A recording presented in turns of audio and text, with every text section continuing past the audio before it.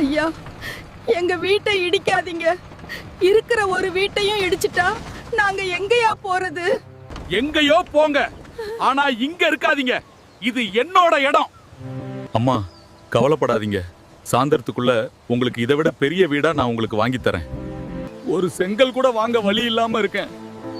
நான் எப்படி என் அம்மாவுக்கு இன்னைக்கு சாயந்தரத்துக்குள்ள வீடு வாங்கி தர போறேனோ தெரியல. இங்க என்ன எழுதியிருக்கு? தானோஸை கார் ரேசிங்ல தோற்கடிப்பவருக்கு 200 கோடி மற்றும் ஒரு வீடு பரிசா.